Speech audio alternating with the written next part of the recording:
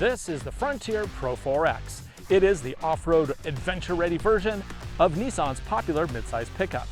For 2025, it gets new tech, better towing capacity, and new looks. In this video, we're going to check out all the features and then put it to the test, right now on Driving Sports TV.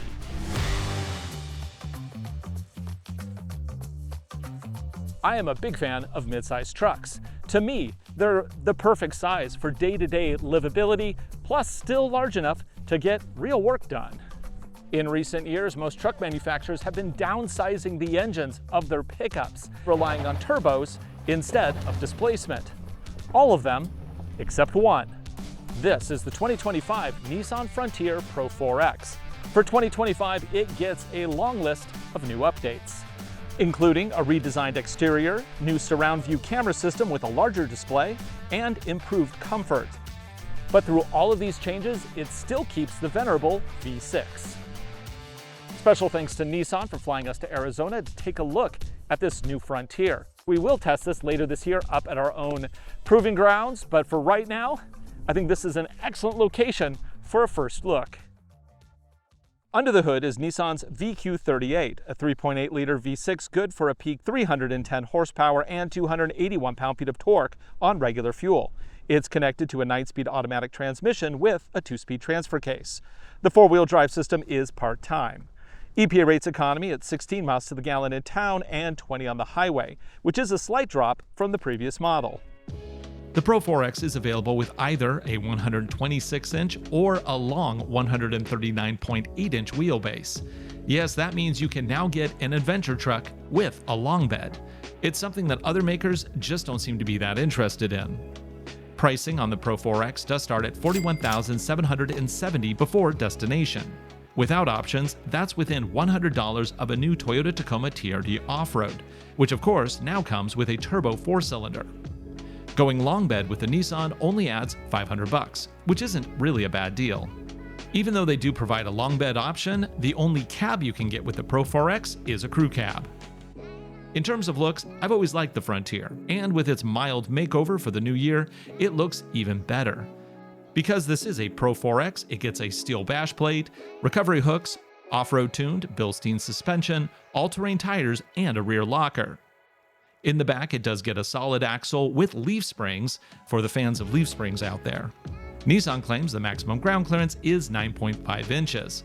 But this is an off-road truck, so the tires matter. Let's see what they put on this. The tires here are Hankook Dynapro AT2s in a 265/70 R17 fitment. Now, one thing that I do like about these is that they are actually 3-peak snow rated for deep snow. Now, the traction here, not terribly deep. I would say this is more of a trail tire than an all-terrain, but we'll see how well it does today. Our tester here has a lined bed, rails, as well as AC power. It's 400 watt, which is pretty normal. A sliding rear glass window is now standard across the lineup. Maximum towing of the Pro-4x is 6,680 pounds. Reduce this by 370 pounds for the long wheelbase option due to the increased weight. Tongue maxes out at 680 pounds on the standard bed. Yeah, this one's cramped. This is where I would be seated if I were driving. I'm 6'1", legs torso proportionate, and I do fit, kind of, but my knees are very high. It just feels really, really tight. Now, there is a cutout for my head, which is good, but yeah, not great overall. I do get AC power in the second row, which is cool. A USB-C, USB-A, and fold-down armrest with cup holders. Okay. Well, the one thing I'm noticing right off the bat, lots of orange accents. That is the signature Pro-4x color, and they definitely use it a lot here. Oh, that's a nice place to put my phone for charging. Now, the interior here has been redone. It's been enhanced with a larger display. We also have just kind of a more modern, updated look, which I really like. Don't love the big old Frontier right here, though. That just looks a bit cheap. And it also kind of seems like, you know, they're copying Toyota, who puts like Toyota over here, and I don't love it in the Toyotas either. So I'm being fair here. I'm consistent, at least I try to be. Now the steering wheel is leather wrapped. We have some integrated controls here. The front and center, we have the traditional Nissan digital gauge in the middle, flanked by a couple analog units. I'm okay with that. I think that actually looks nice. And then over here, we have a newly updated, higher resolution widescreen display. But it looks like it's running the old software. Maybe it's updated, I don't know, but I never loved the interface on this, and it wasn't always just the quality of the screen, it was also just the design of the screen. It kind of looks old. It does now support wireless Apple CarPlay and wireless Android Auto, so that's a nice feature. I do get actual knobs and switches for aircon right below that, which is good. And then down here I have both USB-C and USB-A power sockets, plus steering wheel warmer and seat warmers. Yes, these are not only powered, they're also heated. Over here, we get the part-time four-wheel drive controller, and yes, it is part-time. That means that we're either in two-wheel drive or four-wheel drive, and you only want to put four-wheel drive on when you're in loose or slippery surfaces. Otherwise, you'll get binding in the powertrain, and that's not good for it. Overall, I think this looks pretty nice. I like the cup holders here. I like the little grips, sunroof. It kind of has everything that you really need in a truck. This is a basic truck. And the funny thing is, this is priced almost exactly the same as a Tacoma TRD off-road. But like with the Tacoma, once you start layering on the features, that price goes up. The model we're looking at here with a lot of options, it has both a convenience and a premium package. You're looking at just north of $50,000. That is a lot of cookies for a Frontier, in my humble opinion. But if you want a V6 midsize, this is really the only option left. I mean, other than the Gladiator, but nobody's really buying those. Sorry, Gladiator people, it's just numbers. If you watched my Nissan Armada Pro-4x review, I filmed it the same day that I'm filming this Frontier. I drove out to the lake in the Armada, and now I'm driving back in the Frontier. Now this is, of course, Nissan's mid-size truck, and the Pro-4x is their off-road focused one. This would be comparable to a Toyota Tacoma TRD off-road. And as I have it here, this would be priced out at about the same price as you would get a TRD Premium. The truck that I am driving in particular here is priced up to about $50,000, just a little bit more than that, which would put it pretty squarely against the TRD off-road with the premium package. Now this has definitely extra packages added to it, and that is why we have this massive display that really only works as a full display in Apple CarPlay, which is kind of funny. So our route today is taking us through the Tonto National Forest. And starting in 2025, they did start requiring permits to come out here, so keep that in mind. We're here on a day use permit.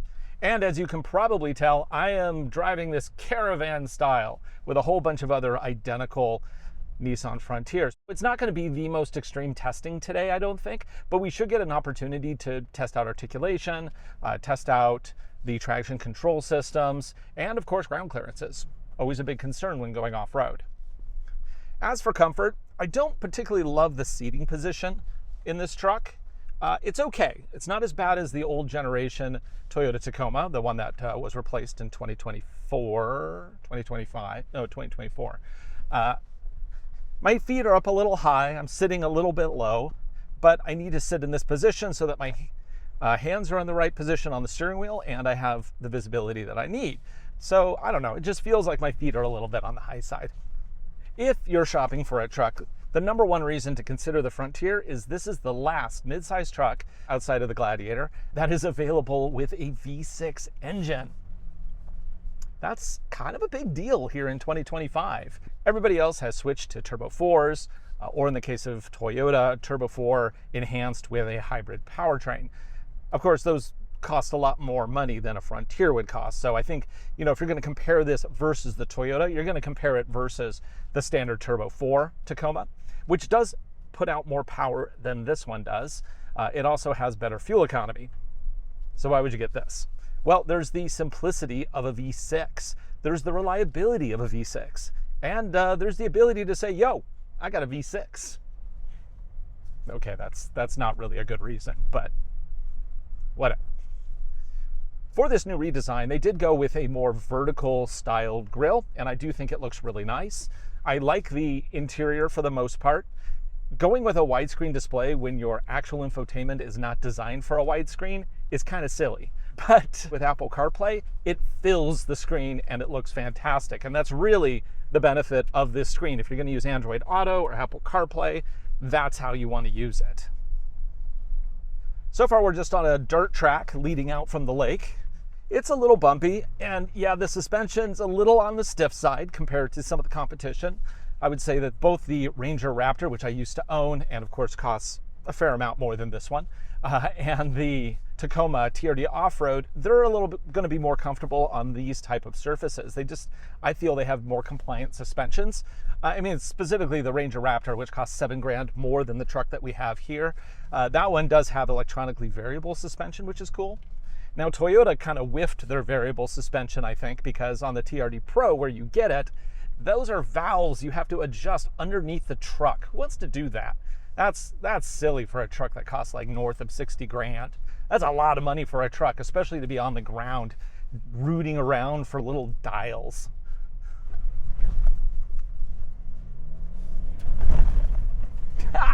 It's pretty fun, actually. Although, yeah, it is stiff. Now, normally I would air the tires down, but Nissan isn't having us do that today for whatever reason. Maybe logistics, but it's okay. I think we'll get through this just fine. Because this is a Pro-4x, it has a lot of extra equipment you don't get on a standard Frontier. First off, Bilstein shocks, very nice touch. Second, a steel skid plate up front. I have used that in the previous Frontier a few years ago, and it did a pretty good job of saving the engine, so a win there. We get recovery points up front, and then of course we get a rear locker. Always love a rear locker.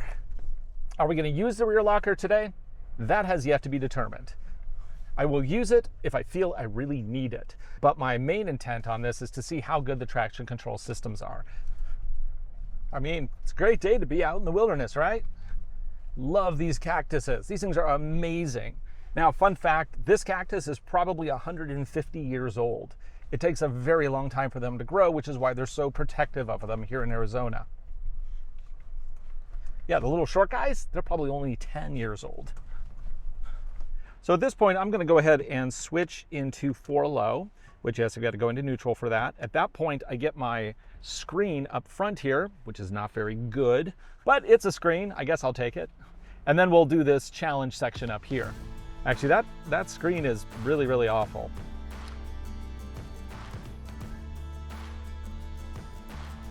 So I am not going to use a rear locker. I want to see what the traction control systems can do here. I'm in 4 low. We're just going to crawl over these obstacles. So I don't hit my nose. Good approach angle.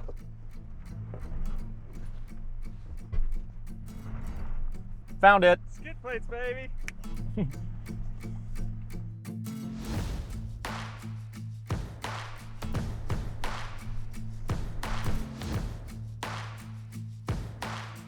So here we have a little climb. I don't think it's going to be too difficult. Now I'm in 4 low.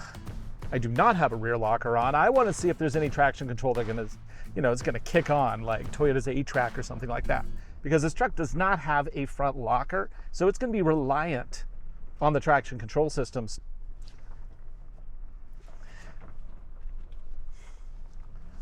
And just walking on up the hill. Oh yeah, I'm definitely hearing traction control kicking in. That's good. We got the big climb coming up though. Oh, that does look pretty steep.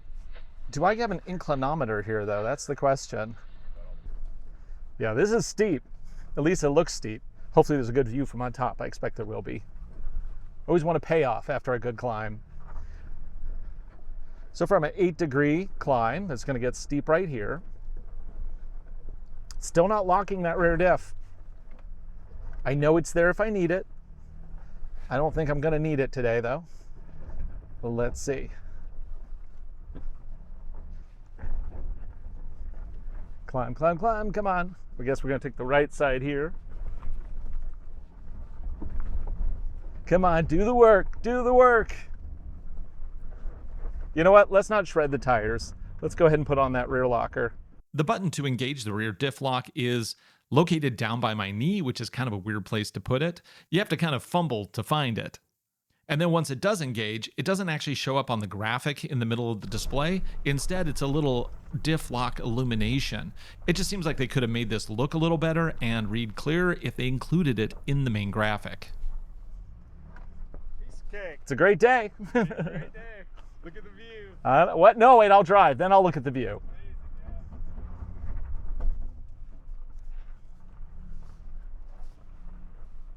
Excellent. You know, it did a good job. I mean, if you just want a truck that has all the features you need and nothing you don't, the Frontier is still an excellent choice. And this one, as we have it here, is 50 grand, which is kind of a bargain by today's standards. Of course, what goes up must come down. We had our nice view at the lookout here, and now we're gonna send it down and see how well the hill descent control system works. So for some reason, Nissan has put all of their switchgear like way down here on the left. I'm gonna go ahead and switch on hill descent control. I am in 4 low, so obviously the engine's gonna do a lot of compression braking on the way down anyway. But let's see what this does. Can I manually override? Not really.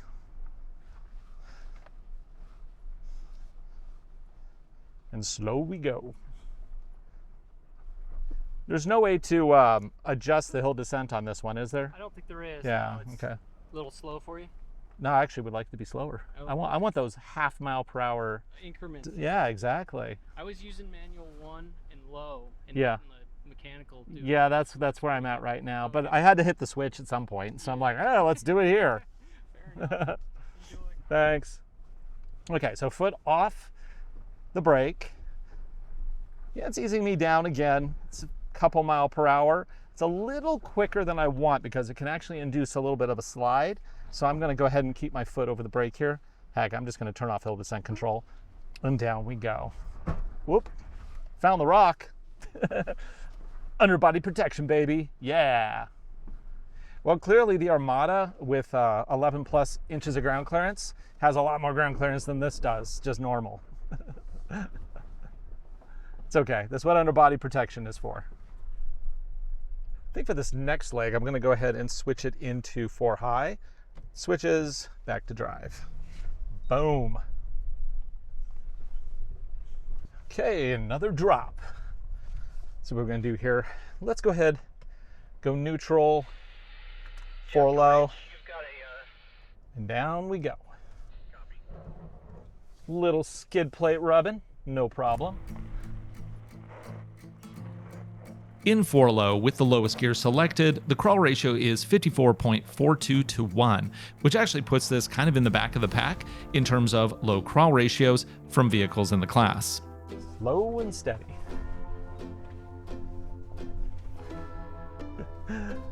Nice. Easy.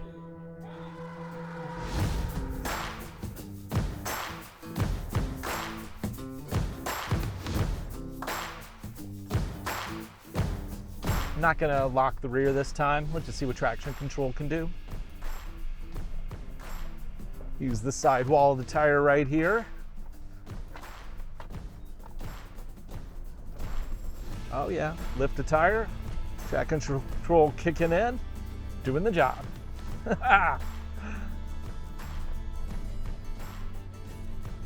Up and out, no problem.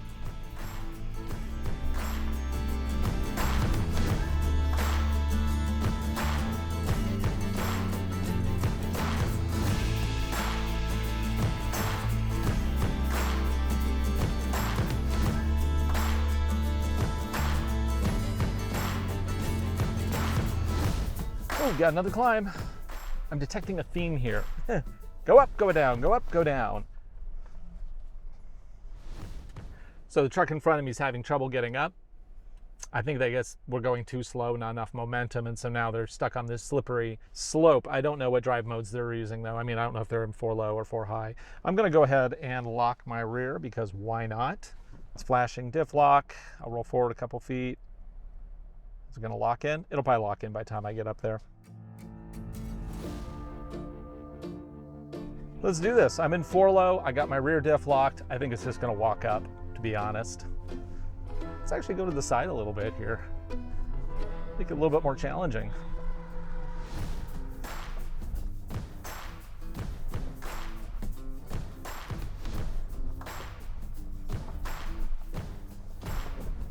going to make that brake over, so let's go to the left. Skip the brake over, listen for plates, no big deal. Ha. And up we go. Got a little shelf up here, but that's okay. Walk it up over the shelf and on to the next one. Look at this thing. It's a trooper. It does well. I mean, Frontier, you know, it's a good truck.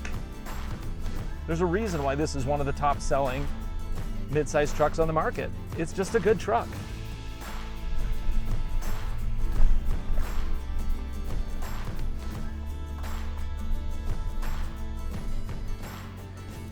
One thing I would be really curious to see is the amount of articulation on these Frontiers. Like, are they articulating as much as some of the other trucks in the category? Kind of feeling like they're not. Although it's hard to say in, you know, these conditions. Just ease it down, listen for dinging. Smooth and steady.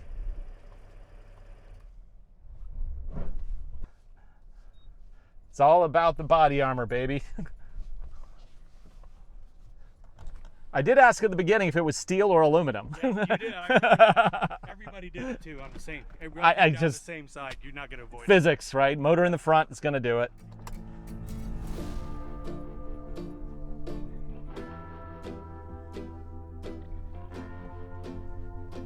One of the biggest differences between this truck and a Toyota Tacoma is the fact that the Frontier is still sticking to leaf springs in the back. Yes, they're attached to Bilstein dampers, but you still get a harsher ride with the Frontier. Coil springs are just really nice. That said, there is an advantage with leaf springs, is that they're typically better for towing in terms of overall capacity and ride. We're not towing today, so I'm not testing that. But I can say in conditions like this, it's a little bit more of a rougher ride than what I would get with some of the competition. I'm also noticing that those shock mounts are really low. They're probably 3 to 4 inches beneath where the leaf spring is, and at least 1 inch lower than the rear differential. So that definitely is a snagging issue potentially. Okay, down into the V-notch. Let's see if we're going to rub. Actually, I'm going to go a little bit on the edge. Oop. That didn't help. Should have got more to the left. The biggest issue I think I've been having with this truck is the fact that the ground clearance is 9.5 inches. Some of the other off-road trucks do better. Put that into 4 high on the track, and boom, let's send it.